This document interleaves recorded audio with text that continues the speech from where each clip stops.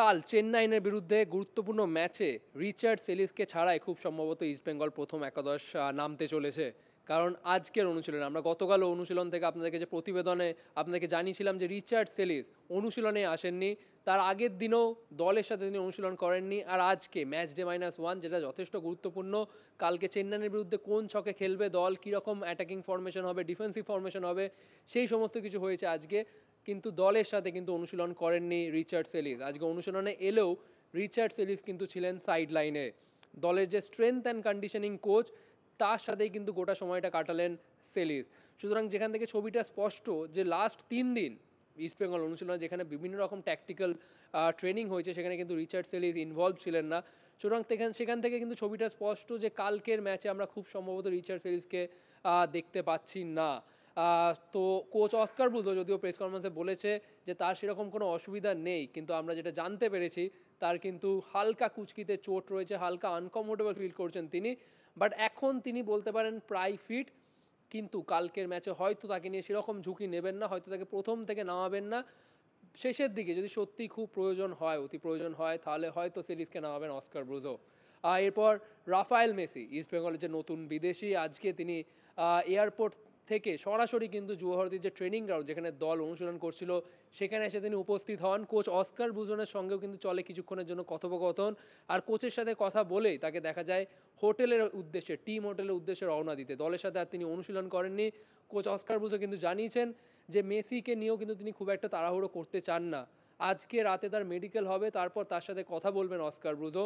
তারপর ঠিক করবে তিনি যদি খেলার অবস্থায় থাকে, ম্যাচ খেলার অবস্থায় থাকে, তাহলেই তাকে শেষের দিকে কিছু মিনিট খেলিয়ে দেখে নেবেন অস্কার ব্রুজো। আর না হলে তাকে নিয়ে একদমই তাড়াহুড়ো করতে চান না অস্কার ব্রুজো।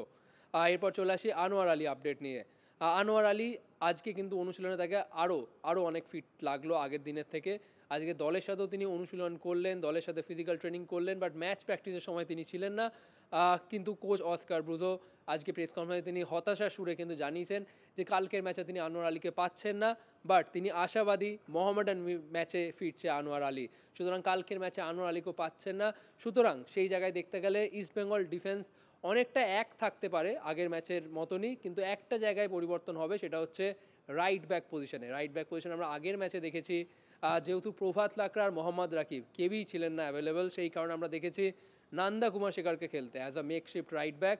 কিন্তু এই ম্যাচে যেহেতু প্রভাত লাকড়া আর মোহাম্মদ রাকিব দুজনই একেবারে সম্পূর্ণ সুস্থ হয়ে ফিরেছে, সুতরাং কোচের হাতে কিন্তু দুটো অপশানস রয়েছে। বাট এখনও যেটা মনে হচ্ছে খুব সম্ভবত মোহাম্মদ রাকিব এই দৌড়ে অনেকটা এগিয়ে। রাকিবকে হয়তো কালকে শুরু থেকে দেখতে চলেছি আমরা চেন্নাইয়ের বিরুদ্ধে। আর আর দুজন সেন্টার ব্যাক অবভিয়াসলি হেক্টর ইয়োস্তে, লালচুং নুঙ্গা, তারা কিন্তু আগের ম্যাচে ভালো ফুটবল খেলেছে, ক্লিন শিট রেখেছে। সুতরাং আরও একবার কোচ অস্কার ব্রুজো চাইবে কালকের ম্যাচেও, কারণ চেন্নাইতে জর্ডান গিল রয়েছে, লুকাস বামব্রিলিয়া রয়েছে, ইরফান এডওয়ার্ড রয়েছে, ফারুক চৌধুরী রয়েছে, এদেরকে কিন্তু আটকানোর কিন্তু একটা বড় দায়িত্ব থাকবে এই দুজনের উপর। আর লেফট ব্যাক পজিশনে অবভিয়াসলি নিশু কুমারী, এই জায়গাটা নিশু কুমারী হতে চলেছে। মাঝ মাঠে এবার আমরা চলে আসবো মাঝ মাঠে।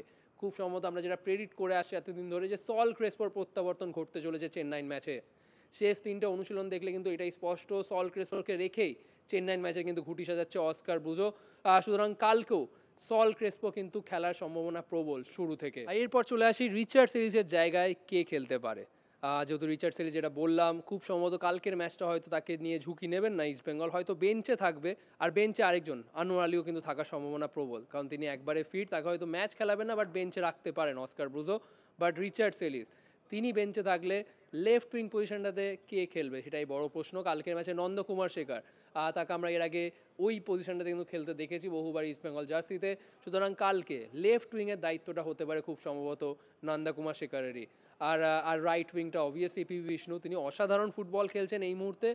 আরেকটা গোল করলে তিনি আগের বছর যেটা নন্দকুমারের রেকর্ড ছিল high most goal for East Bengal, যেটা 5টা গোল করেছেন আগের বছর, সেটা এই মুহূর্তে বিষ্ণু কিন্তু 4টে গোল করেছে। এবং আরেকটা যদি তিনি গোল পান কালকের ম্যাচে, তাহলে কিন্তু নন্দকুমার শেখরকে ছাপিয়ে যাবে পিভি বিষ্ণু। আর সামনে আগের ম্যাচে আমরা যেমন দেখেছি ডাবল স্ট্রাইকারে যেতে ডেভিড আর দিয়ামন্ডাগোস, কালকে খুব সম্ভবত সিঙ্গেল স্ট্রাইকারে যাবে। কালকে কিন্তু নজর থাকবে সল ক্রেসপোর উপরে, কারণ মাঝ মাঠে যদি দেখি জিকসান সিং, নাওরেম, সল ক্রেসপো, বেশ কিন্তু হেভি ওয়েট মাঝ মাঠ। সুতরাং কালকে ইস্টবেঙ্গল মাঝমাঠটা কিন্তু বেশ শক্তিশালী, এটা কিন্তু বলাই বাহুল্য। সল ক্রেসপো ফেরায় অনেকটা কিন্তু শক্তি বাড়বে ইস্টবেঙ্গল মাঝমাঠে। অলরেডি মহেশ নাওরেম বেশ ভালো ফুটবল খেলছে মাঝমাঠে, আর জিকসান সিং তার কিন্তু কালকে বড় দায়িত্ব হবে। চেন্নাইতে যে কর্নার শিল্ড, তিনি কিন্তু মাঝমাঠটা কিন্তু দাপিয়ে ফুটবল খেলে বেড়ান, তার দায়িত্বটা হয়তো হতে পারে জিকসান সিংয়ের। কর্নার শিল্ডকে আটকাতে পারলে কিন্তু চেন্নাইয়ের খেলাটা অনেকটাই আটকে দিতে পারবে ইস্টবেঙ্গল। আজকের অনুশীলন থেকে এইগুলোই ছিল গুরুত্বপূর্ণ আপডেট। যদি ভালো লেগে থাকে অবশ্যই লাইক, শেয়ার এবং সাবস্ক্রাইব করতে ভুলবেন না। আবার আপনার সাথে দেখা হচ্ছে পরবর্তী ভিডিওতে।